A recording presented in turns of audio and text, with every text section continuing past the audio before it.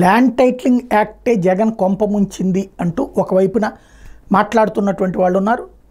ఇక్కడ ఆ చట్టం కొంప ముంచల, ఆ చట్టపు అమలులో జగన్ టీం చేసినటువంటి అత్యుత్సాహమే కొంప ముంచింది.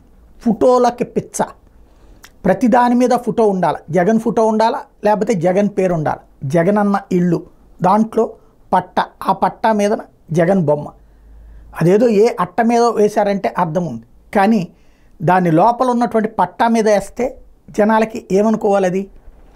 అలాగే తర్వాత జనాలకి ఇంకొకటి ఈ రీసర్వే చేయటం, ల్యాండ్ టైటిలింగ్ యాక్ట్ కింద ఈ రీసర్వే చేస్తున్నప్పుడు రాళ్ళు పాతాలి, సరిహద్దు రాళ్ళు అంటారు.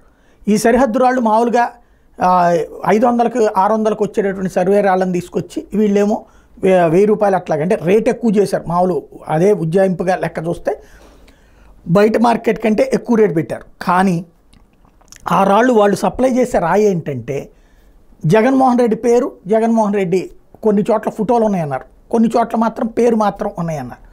మొత్తం మీద ఆ రాళ్ళు అసలు నా ఇంటి ఆస్తి, నా స్థలానికి నేను రీసర్వే చేయించితే అది కూడా గవర్నమెంట్ చెప్పింది కాబట్టి ల్యాండ్ టైటిలింగ్ యాక్ట్ కింద, దానికి జగన్ బొమ్మ ఏంటి అంటే దానికి వాళ్ళు చెప్పే విచిత్రమైనటువంటి సమాధానం ఏంటంటే 100 ఏళ్ల తర్వాత జరిగింది కాబట్టి చరిత్రలో నిలిచిపోతుంది కాబట్టి. అది ప్రభుత్వం తరపున పెద్ద శిలాఫలకం వేసుకో, 100 ఏళ్ల తర్వాత సర్వే చేయించినటువంటి మహానుభావుడు అని చెప్పేసి. అంతేగాని నా ఇంటి స్థలంలో మా తాత ముత్తాతల నుండి వచ్చింది, లేకపోతే నేను కొనుక్కున్నటువంటి స్థలంలో నువ్వు వచ్చి నీ బొమ్మ వేసుకోవడం ఏంటి. ఇది ప్రజల్లో వచ్చినటువంటిది ఒక కోపం, బూతులు తిట్టారు ఆ విషయంలో. దాన్నే వీళ్ళు యాడెడ్ అడ్వాంటేజ్గా చేసుకున్నారు. ఆ విషయాన్ని చంద్రబాబు నోటీస్కి తీసుకువెళ్ళడం, లాయర్లు ఆ విషయాన్ని తీసుకెళ్లేటప్పటికీ ఎందుకంటే అసలు పొట్టగొట్టేది లాయర్లకే. ఈ చట్టం రావడం వలన లాయర్లకి పని తగ్గిపోతుంది, రెవెన్యూ అధికారులకు పని పెరిగిపోతుంది.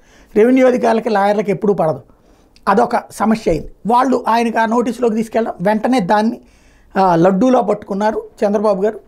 తీవ్రంగా దాన్ని అనుకూల మీడియా ద్వారా ఇంకేముంది మీ ఆస్తులన్నీ పోతాయి, లాక్కుంటాడు జగన్మోహన్ రెడ్డి.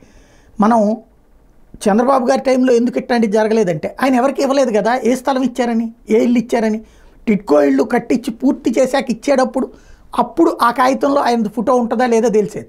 ఆయన ఇవ్వకుండానే వెళ్ళిపోయారు కదా, దాంతో అది లేదు.